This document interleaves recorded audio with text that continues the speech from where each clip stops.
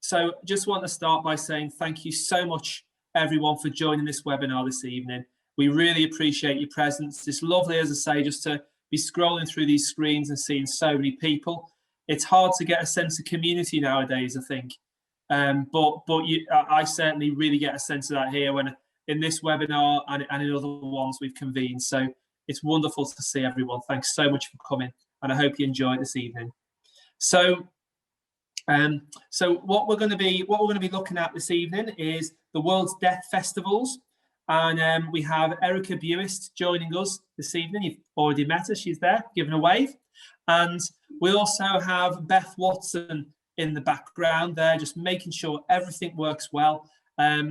Who's in for Jonathan? Jonathan's gone off to do other things, so Beth has stepped in to lead us there. So thanks, Beth, and thanks. No worries, happy to do it. Brilliant, fantastic. We've got again close to 1,000 people who've registered for this webinar this evening. We've got just short of 350 joined. What you'll know as well, though, is that if you register, you'll be able to download, obviously, the recording. So for many people, they'll come on this evening. For others, they'll download later. That's great. As long as you find it useful, it's fantastic.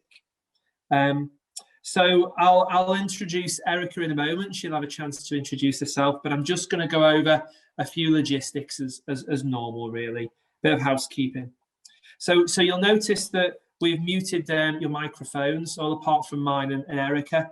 This is just to ensure that any background noise is kept to an absolute minimum, so we can all hear what Erica has to say, and we have an opportunity to focus. As I said before, then, we're recording the webinar, so if you can keep yourselves muted, just to avoid, as I say, any of that background noise, but also in the recording, the speaker appears on screen. So if you make sure you don't unmute yourselves, then you won't appear on screen too. Now the webinar I'll finish, as I say, around 7:30 tonight. We'll keep it to that. We will be having a Q&A section, and that's towards the end. And so just to keep this manageable, please do type any questions you've got into the chat function. And then what will happen is Beth will be looking over the themes in the chat, and then WhatsApping myself and Erica those themes. So out of those, then we can get as many as possible and work them into the Q&A section. We'll do our very best to answer as much as possible. I appreciate if this one's got, as the others have got anything to go by, we find we can't cover everything, but we'll do all we can. So please do bear with us on that. Excuse me. We also just like to mention that for those that find the chat function a bit distracting, then you can just exit that chat window by pressing back on the chat icon at the bottom, and that just removes it from the right of your screen, and then you can just see the speakers. And so that's it for now in terms of logistics. I want to introduce myself first as well. So for those that don't know me, my name's Andy Langford. I'm the clinical director for Cruse, and I've been with Cruse for around 5.5 years, just short of 5.5 years. So it's a pleasure to be on this evening. So to introduce Erica Buist. So Erica is a freelance journalist and writer and author of the book This Party's Dead: Grief, Joy and Spilled Rum in the World's Death Festivals. And it's a book in which she talks about her travels around 7 countries to explore how people deal with grief around the world.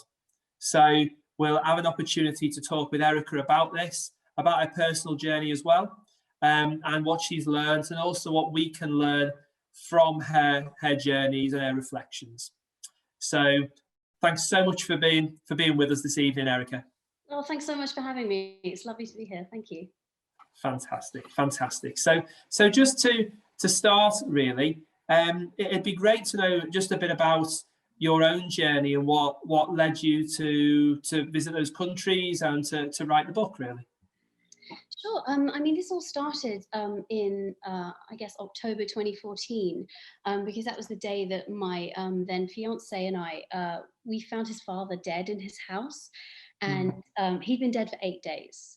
So it was quite a complicated thing to deal with on several planes I didn't really notice at the time. First of all, it was obviously very traumatic because he'd been dead for 8 days, and on various practical levels, that's a bad day. And aside from that, my grief was quite complicated, really, because he was my fiance's dad. And I'm sure you're all aware that there's this kind of unspoken grief hierarchy that we have here, where it's sort of like, am I allowed to be devastated by this? So that was quite complicated. And the thing that it took me years to work out is that the other thing that happens when someone dies is that aside from the grief, you've had a death reminder. You've been reminded of mortality. And for someone who was basically a death phobe anyway,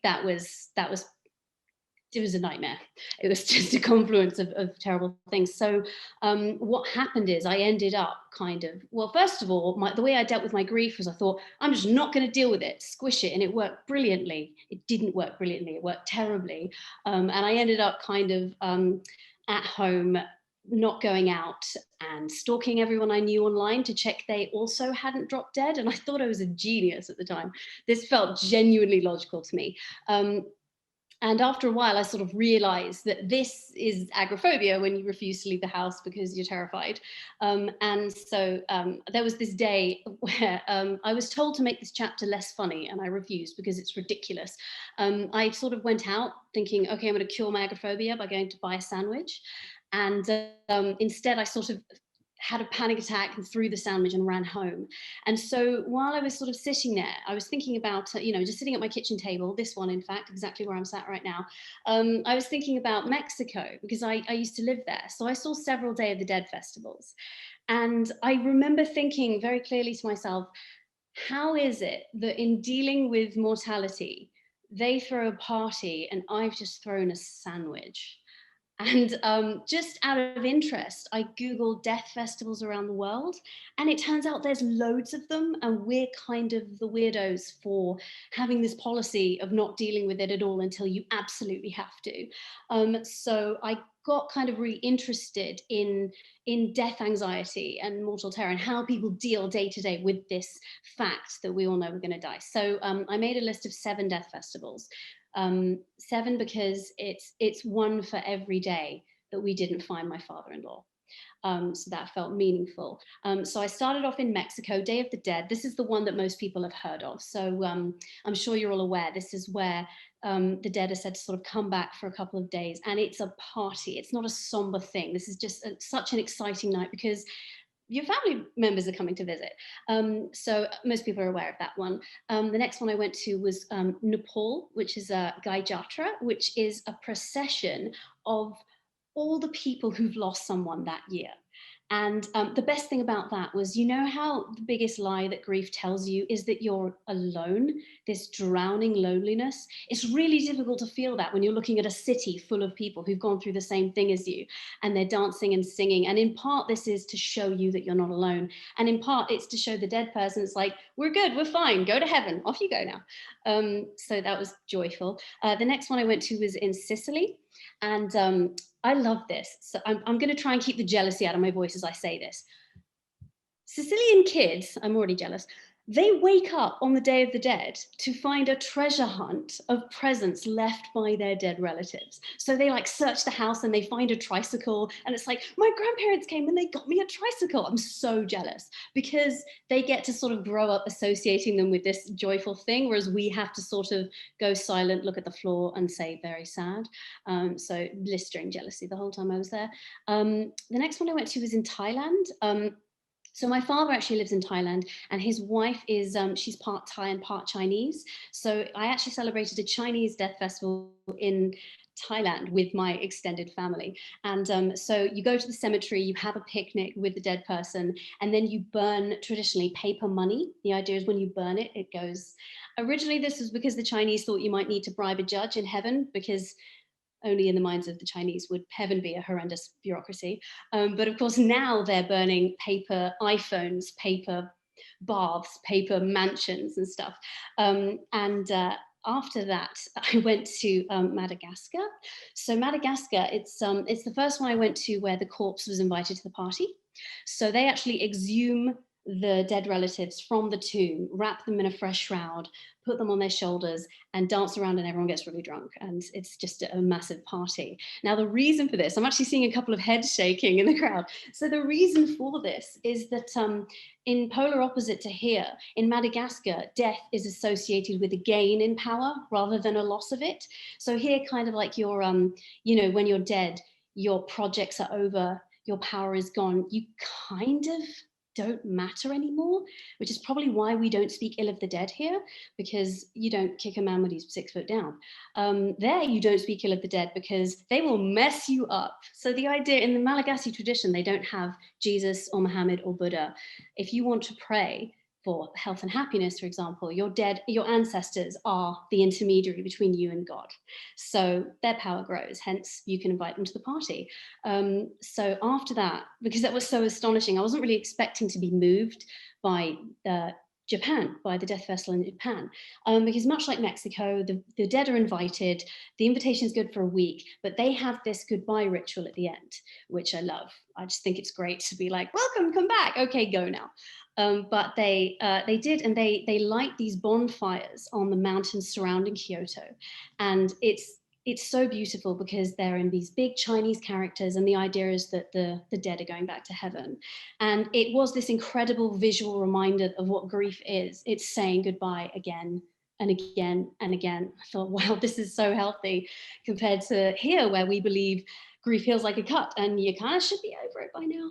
And then the last death festival was in Tanah Toraja in Indonesia, which, much like Madagascar, they will take the dead people out of the crypt, except you can actually see their faces, and they're dressed in new clothes, and they're given a new handbag. They are walked around the village, they're posed for photos. I actually saw a woman go right up to this dead woman's face with her iPhone, and I looked and she was on a FaceTime call, and the person on the FaceTime was going, oh my gosh, hi, I can't believe I get to see you again. So again, it was just so completely motivated by love. I can't tell you how quickly it becomes ordinary to be around dead bodies. I'm sure that's difficult to believe, but it's true.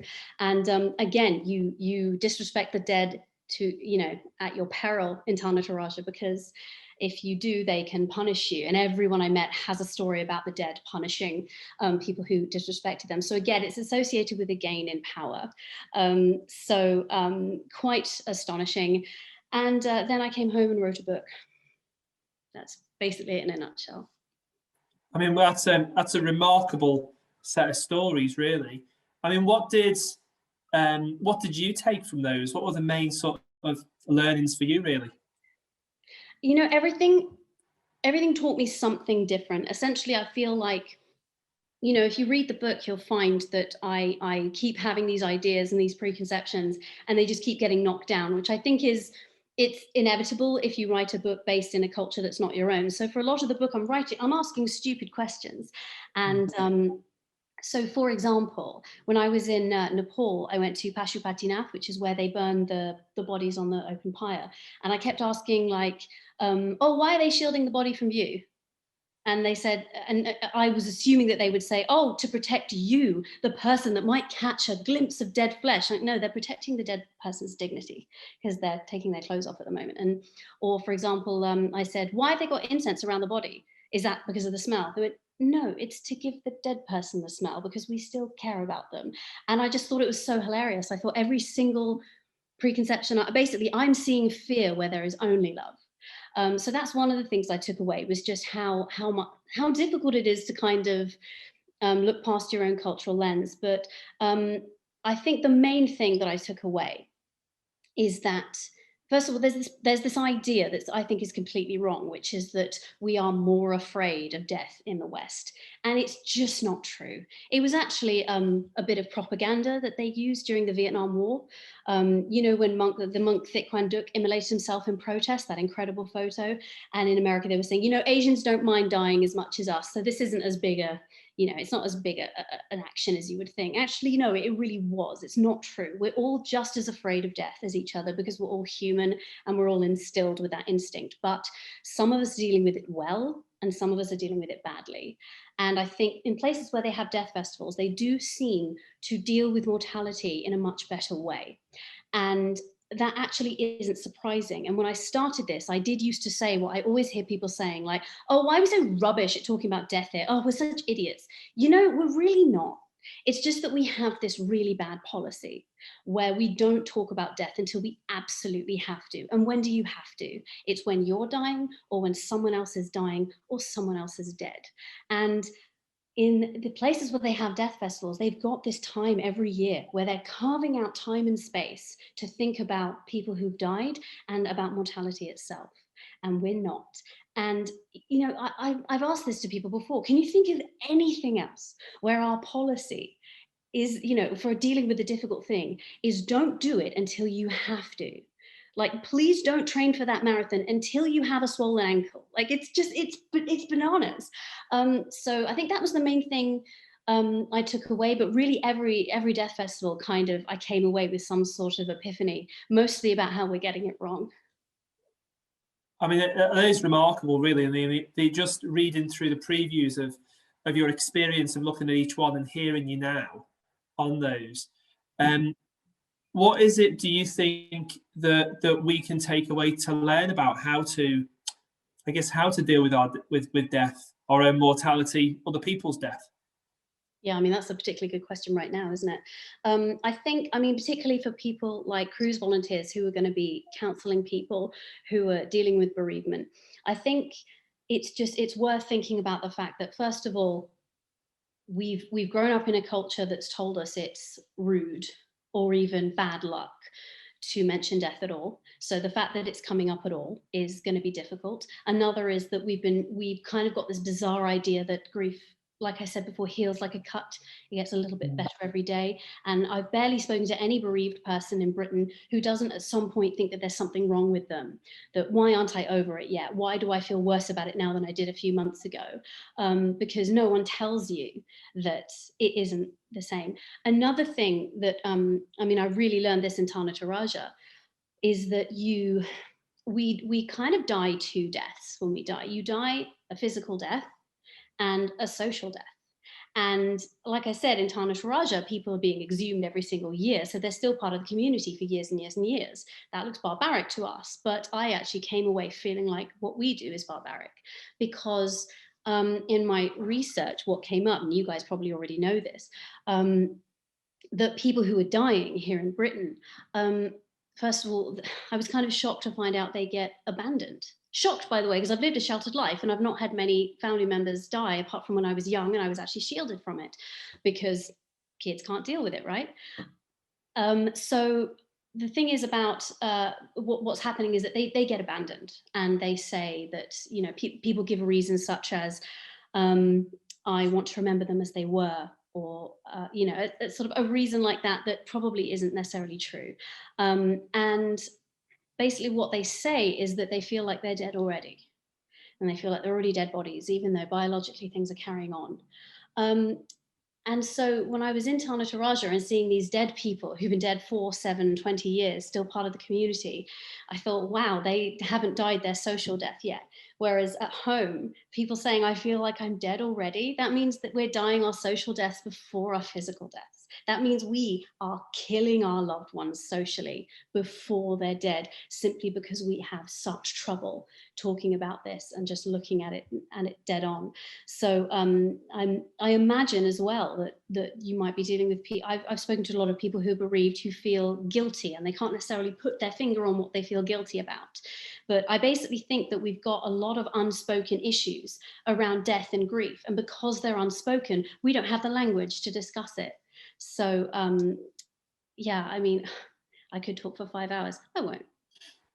But that's one of the really interesting things you say there is about we don't have the language. And what I'd be keen to know is, obviously, Erica, you've been around quite a lot talking to people about this book and about your experience. How have you managed to prompt people to talk about death and to talk about their experience and to talk about their reaction to what you say as well? Because it's imperative.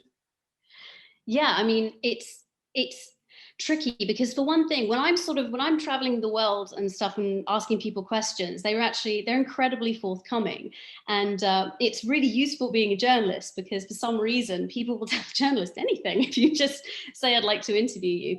And so I actually found it quite a shock when I came home and I was just talking to friends and family about it, and they got sort of quite clammy about it. So I think it's about, I suppose you need to sort of feel like you're creating, I'm sorry for this horrible phrase, but like a safe space where people feel okay to say things that are horrible. Because one of the problems I think that we have in British society is we've got so many ideas around propriety, and really all it is around things you can't really say. It's why early on in the book, I feel like I hope I'm putting the reader at ease a little bit while making them feel uncomfortable. When I talk about the moment that my father-in-law was, he'd been dead for 8 days, and the handle came off his door, and the undertakers were in there, and they were trapped. And the police came down and asked us if we might authorize their release, and everyone burst out laughing. And it's an American just reviewed this and said, you like find things funny that kind of aren't funny? And I was like, right, we're horrible in Britain, was my jokey response. But I think it's things like that where you try to create a space where people feel like it's okay to say the possibly horrible thing they're thinking. The thing I said earlier, where I said, here in Britain, when people die, they don't matter anymore. That's a shocking thing to say, that I would have hesitated to say a few years ago. But what I'm really saying is we've created a space where dead people don't matter anymore. And I feel like just saying that slightly shocking thing, hopefully it's given people slightly more freedom to talk to me about it. I hope so, because I got to draw them out, because I need to fill a book. So in a sense, you're giving permission for people to have a voice where they perhaps wouldn't have felt they had permission otherwise. Absolutely, because they don't have permission otherwise. You know, even now, something as simple as talking to my partner about the fact that my dog's going to die one day. Every single time I go, yeah, well, when Ludo's dead, no, stop it, stop. And I think, okay, he's a dog, he doesn't mind, but I don't think you should do that to your grandparents or parents, for example. And actually, I don't know if you guys have ever seen, if you haven't seen the music video for the Kiwi Coffin Club, go and look for it immediately after this webinar. It's fantastic. I interviewed the woman who started this Kiwi Coffin Club and this fantastic music video they did for it. And she told me that whenever she says, when I'm dead, and her grandchildren say, oh, don't talk about it, I said, how does that make you feel? And we were on a Zoom call like this, and she went slap, slap, slap at the camera. It was kind of weird. But she said it drives her mad, because it's sort of like, let me talk about my life and my death. I want to be, so we don't have permission otherwise. And so it's quite a radical thing to give somebody that, because otherwise everything feels inappropriate, because really the topic itself has been couched in, at best inappropriate, at worst actually rude, and sort of like it's a violence of some sort. So it's sort of, in a way, we end up not giving witness to the person who's died and how much they meant to us and mean to us.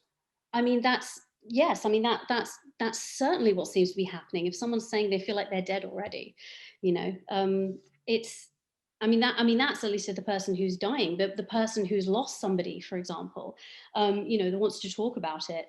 And I mean, even earlier on, part of the reason I felt like I didn't have a reason to grieve my father-in-law, who I had lived with for 2 years, by the way, he was my eccentric, weird Australian housemate, is that every time people found out about it, they didn't ask, how are you? They said, how's Dion? Which makes perfect sense, because Dion was his son, but no one asked how I was, which really reinforced the idea that I already had planted in there, which is that this isn't my loss and I don't have a right to feel upset. And so, yes, I think it's really important to give people permission to say stuff that might feel inappropriate, because I think about 90% of things do, which is why most of the stuff we hear about death is a cliche. He lit up a room, she was the life of the party. It's and you can't really heal when you're talking in cliches, I don't think. No, absolutely. Yeah. Thank you for that. I'll come back to that in reference to children in a minute, Erica, but I was just looking through the chat as it's coming up on my screen. If you haven't had a chance to look, really do have a little look and just have a glance there. There's some amazingly touching comments, but also some really humorous ones as well. I'd really prompt you to have a look at those. Oh, I will. So wonderful balance. Erica, you were, one of the things that struck me then is you were talking about children, and before that we often as a in the cultures in the UK, we often don't allow children to funerals. We say they're too young. I've certainly heard that type of language. I myself went to a funeral when I was very small, and I really benefited from that. What can we learn about the cultures that you've experienced around how we support children? I mean, there's a lot in the different cultures, which I'll talk about in a second, but actually even just the science behind how children deal with death. One of the things that we do know is that children between the ages of 5 and 9 tend to view death as something that can be avoided if you're smart enough. And you don't have to look very far to see where they got that idea. If you put on any children's film, it is basically they've given death a scary face and then the baddie tricks it or kicks it away. So it's also not unusual for a child to suddenly announce, "I'm never gonna die." We go, okay. And then they might freak out about the fact they're gonna die one day, then go back to thinking about something else. So these are sort of like early forms of what most of us do all day, every day, which is remember I'm mortal and then just find a way to push it away. But in terms of the way the cultures deal with it, I think the main thing that I've seen in every single, children are involved in all of these rituals and all of these festivals. They're not there getting wasted, but they are around. So they're taught, first of all, that you can just mention dead people, that you're not going to call death to your door if you mention it, for example. I mean, Mexico is quite fascinating in that it's the only country in the world that has death as kind of like this sort of totemic figure of its national identity. And that's because they're taught very much, you must always mention death, you must always talk about it and not be afraid of it. And it does change the way adults talk about it. I mean, in Indonesia, it was actually when I was in Bali, that I was about to go into a cemetery where they lay the bodies out to rot in the open air, called Trinian Cemetery. And just before we went in, I said to my guide, how many dead bodies have you seen? And he and his friend just looked at me like I was weird and said, hundreds. And I said, yeah, me too, but only in places like this. And he started to translate and he said, hang on, what? And I said, outside of a tourist context, I've never seen a dead body. And he's like, what are you talking about? And I had to explain that it starts when you're a child, that you're shielded from it.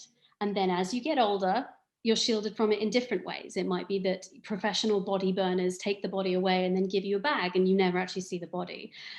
So I think it's literally with children, first of all, for goodness sake, just say they're dead. None of this, they've been to the clouds or anything like that. It's very confusing.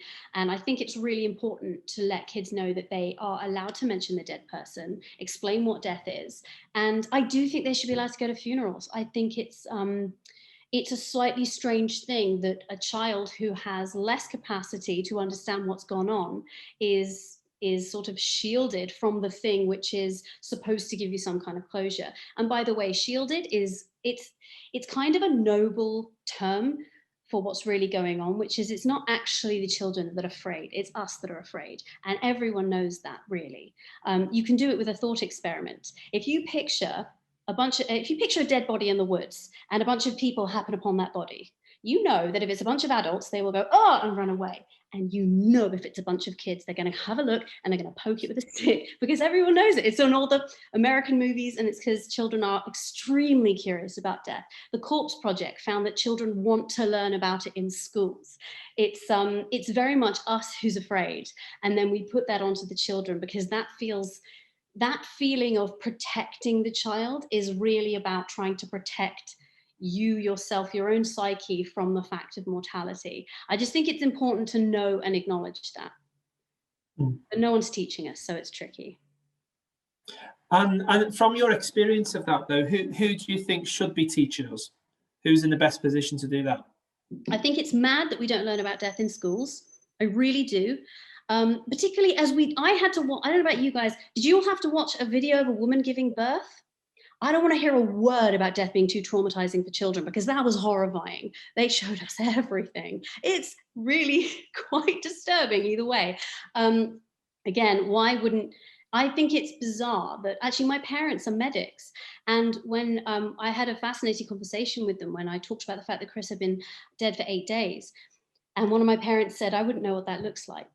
And I thought, wait, what? Why don't you know? I realized that if they've done their job well, they shouldn't know it, and that they obviously get rid of the body before then. But I think it's bizarre that they know sort of like the intricacies of what happens when a zygote, I can't remember what a zygote does, but they know about birth, they know about the process of life, they know plenty of things that have nothing to do with their job, but they don't know what, just the literal process of what happens after death.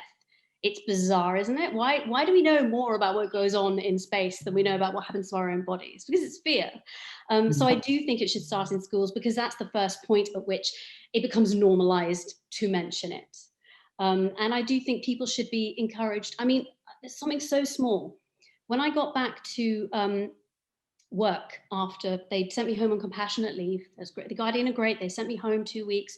And when I got back, everyone asked, where have you been? Have you been on holiday? Where'd you go? And I thought, oh, because my boss thought it would be inappropriate to go around telling everyone that he was dead. Why? Because A, it's announced in the paper. It's old news. You can say it. B, there's this weird sense that it's sort of like something private, like prostate troubles or the first trimester of pregnancy. A, it isn't, and it shouldn't be. You should be able to mention it. And B, because he didn't mention it when I got back there, everyone asked, were you on holiday? And I had to say, no, I found a dead body. I found a dead body. I found dead. I had to talk about it all day. And is that not what they were trying to avoid? So really what they did is there's this conversation that has to be had, and they took it off themselves and they actually put it on me at the time I was most traumatized. Now, they did none of this out of malice. They did it because they don't know what to say. There's nothing in place in the culture that tells you. So their natural reaction as a bunch of Brits was to go, I'm just not going to say anything. So I think we should be, first of all, at schools, at home, just everywhere, frankly. And I think this is another really interesting thing as well is, of course, you mentioned there about us being a bunch of Brits, but of course, we are so multicultural now. Right, yes. Are you, to what extent do you find that within the UK, there are different ways of dealing with death, even though we're all living side by side? It's a good question. I can't say I actually know that well, because so much of my research was done abroad, and it was by literally placing myself in a culture where this was different. Although I did put myself in American culture as well, and they're basically like us, except the country is much bigger. So I was able to go to California and interview transhumanists and immortalists, people who actually think that death should be treated like a disease and that we should all be allowed to become cyborgs. I interviewed a guy who opened his front door like this, beep, because he had a chip in his hand, because he wants to be a machine. I then flew to New Orleans, where people believe in ghosts, and it's the same country somehow. So in terms of here in the UK, I'm not 100% sure. However, as multicultural as we are, I think there's this constant battle between being multicultural and being assimilationist. And so, I have friends, for example, who come from all over the world, but if they grew up here, they're totally English, and they've absolutely picked up on all the social cues, which is if someone's, if we're talking about death, then you have to act like you're talking about somebody's prostate and maybe just not mention it too much. So we end up rubbing shoulders with each other and adopting these norms. I think so, only because I think negative reinforcement is really powerful, and it's really powerful when you go to another culture and you live there, which, I mean, I only have a little bit of experience of that in Mexico, but when you commit a social faux pas, it's really super embarrassing, and you can really feel, and it's more powerful than the positive reinforcement that you get from doing something good, because that's just a nice little, oh good, I made people happy, versus, oh, I really have messed up Christmas dinner by mentioning a corpse, sorry mum. But so I think, we do, when it's something as powerful as that, it's much more likely that our way is going to rub off, I think, just because it is so negative when you mention death and everyone gets uncomfortable. And of course, we're at this time now when death is mentioned an awful lot. It would be almost like the elephant in the room not to mention COVID-19 and the impact of the pandemic. What do you think we can learn from your travels about how we support people now in this context? I mean, first of all, with COVID-19, we are seeing as much as we're seeing a lot of death, we're still seeing denial everywhere. You know, people, it's easier for some people to refuse to wear a mask and basically refuse to accept that they might be putting other people at risk. That's easy to accept than to accept there's something deadly passing between us. It's easier to say, oh, I think Bill Gates wants to plant a chip inside me, than to say that maybe this just happened. It's easier to say that a Bond villain of some sort must have started this off. This goes right to the top. That's actually much more comforting than what's actually going on, which is that a small thing has led to a big consequence. Yes, someone stored livestock next to meat, and now we're all in chaos. It's much more frightening. So I think the denial is still very much in place. And it's not unusual for humans to, in the course of denying death, to basically cause it. But in terms of the bereavement that's happening, I mean, I think one of the things you can learn is, again, we're sort of talking about it in terms of the fear and the warning. And I haven't actually seen that much about the bereavement of people who've lost people. Has anyone else noticed that it's weirdly quiet on that? Because what we're very good at in this country is the sort of the warning and the panic. A while ago, there was a tabloid, it was so ridiculous. It was sort of like a tabloid. It was almost like a moral panic, but it was about, do you remember, I think it was called the false widow spider? This killer spider that was going through Britain. It wasn't, by the way, it was a killer spider, and that if it bit you, it's possible you get an infection. And they were closing down schools over this because the panic was fun. The reason this spread is because the thing people are good at is sort of acting like what crows do when they go caw, caw, to kind of warn each other. That's what we're good at. But actually talking about the people who've died and the grief being suffered by the people who've lost those people, I don't know about you, I haven't seen an awful lot about that, because that's not the bit we're good at. We're good at the fear bit and the story bit. So I wouldn't be surprised if people bereaved from COVID-19 don't feel particularly sort of seen or heard at the moment, because I don't see their stories being told very much. I want to, when we come back to about giving people space and permission and witnessing to what folk have experienced. Say that again, sorry?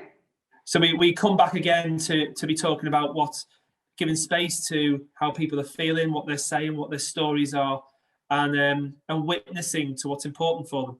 Absolutely, and it might be down to people like Cruse volunteers to do that, because in day-to-day life, that's the most frightening thing for people to listen to is this happened, and the worst possible thing that can possibly happen in our culture, which is somebody died, has happened. The end. We much rather, oh, but if you wear a mask, it's going to be, oh, but guys, the vaccine's coming, and oh, isn't it awful? This idiot is not wearing a mask, and girl, let's get angry, and kind of like skirting around the worst bit of it, which is the grief. So I'm sorry to say that I think it will be down to a lot of you to sort of deal with that emotional fallout in our country, because I'm not sure a lot of people have the emotional equipment to do that for each other at the moment. I hope we will one day, but and perhaps, I don't know, perhaps this will give us a horrible crash course in it. But I'm slightly concerned about the fallout. I understand. I know you're not the only one. Absolutely. And what I'm going to do, Erica, is just is go to some of the questions that are coming up. Sure. And thank you so much for all your contributions, for everyone's contributed. I'm conscious there's so many. It's wonderful to see what your thinking is. I'm only going to be able to get to a few, I'm afraid, but we will do our best to look at the common themes. One of the things that's come up in a number of these comments or questions is actually around the type of death that's experienced. So what we can tend to find is that there are patterns. We as in Cruse find there are patterns that when someone's particularly traumatically bereaved, perhaps the death is sudden, maybe it's death through suicide or homicide, something like that, or very early infant death. There are additional complexities. If it wasn't bad enough, almost it's amplified. Did you find in your travels any evidence of that, and how death festivals had supported people who've been traumatically bereaved, for instance? Yes, I mean, it's, for example, in the Nepal in Gaijatra, it was very much the the kind of point of it is to support the people who've been bereaved. But yes, there's often an extra ritual. For example, when it's a child's death, they're burned differently in Pashupatinath. Or suicide. I mean, suicide's the ultimate shouldn't have happened. So you can spend all your life learning that death is normal. Actually, it is an ordinary thing to happen. 100% mortality rate, but we, particularly in the West, where we are extremely privileged, because we die of three things here, basically. We die of cancer, heart disease, and stroke. And I've actually started saying that we get to die of those things, because those are the best case scenario, actually. That's the normal ways of dying. And of course, in Mexico, where I lived for 2 years, in the 10 years before I wrote that book, the only place in the world that had more unnatural death than Mexico was Syria. I kept this information from my mother while I was living there. I'm fine, Mum, I'm back now.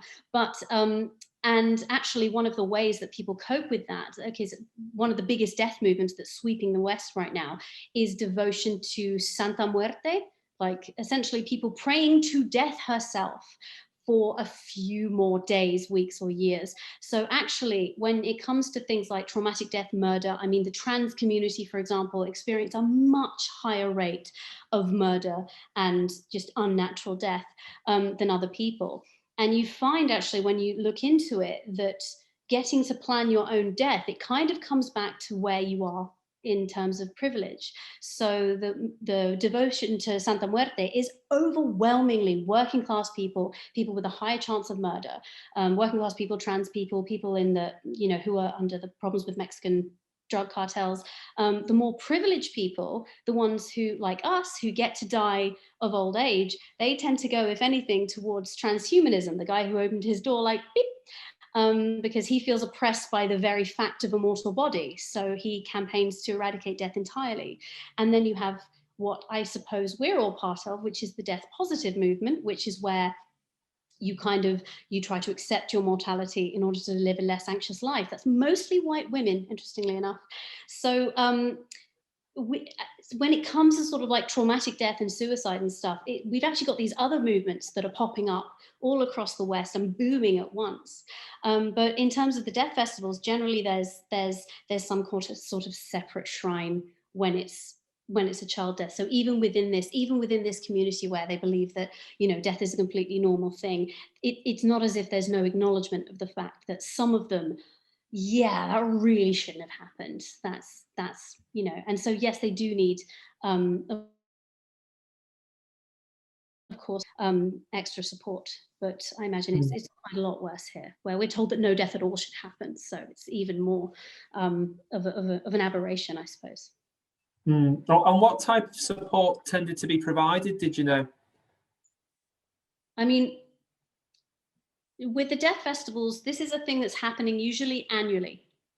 And so by that point, the sort of initial grief and support and stuff that's provided, that's kind of gone past. And at this point, the point of it is to carve out this space every year where you sort of say hello to them again. So, with something like Day of the Dead, it's about, if it's your father or something, you might pour him his favorite drink, etc. So when it's a child, it's a lot harder because you didn't get to know them. But by the time the death festivals come around, it's less about sort of providing very specific support and more about making sure that you don't have to forget that person, or you don't have to, you don't have to punish them for having killed themselves, as I know some societies do.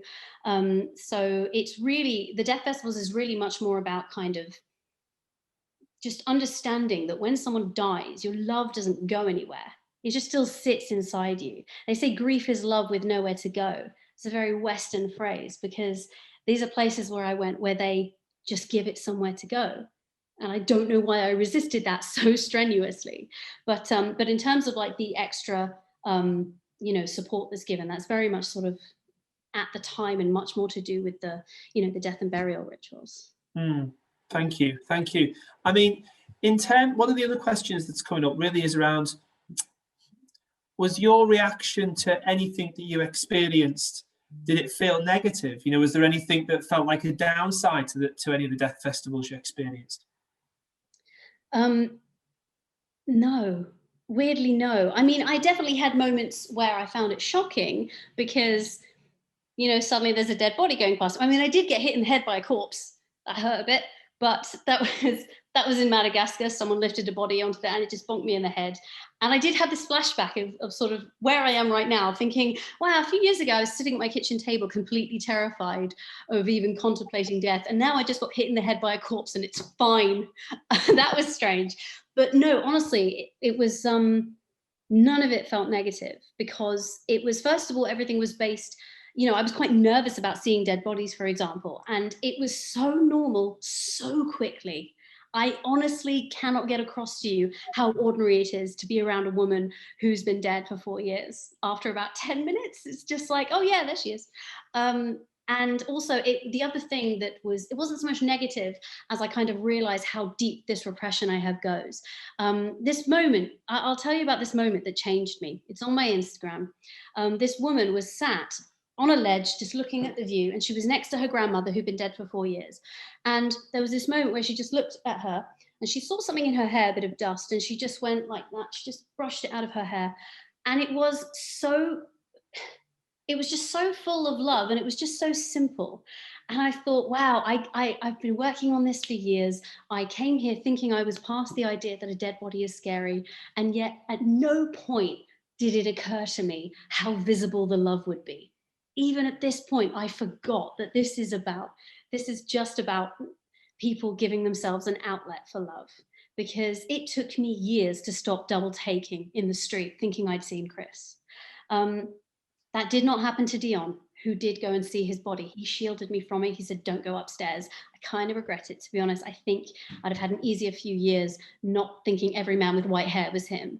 But it just suddenly struck me that I'm still getting it so wrong, that this is based in love, and it's based in giving yourself an outlet for the love that just doesn't go anywhere. And if you don't have an outlet for it, you get that feeling in your chest, that swelling, upset, horrified grief feeling. So in one way, we've started talking about death, and actually expecting to talk about death. We end up talking about love, and love enduring. Every time. Yeah, every time. Yeah, it's actually at the beginning of my book, I say the little dedication right at the beginning is love is not a reward and death is not a punishment. I think these are the basic ideas that we've been given, and they are absolute nonsense.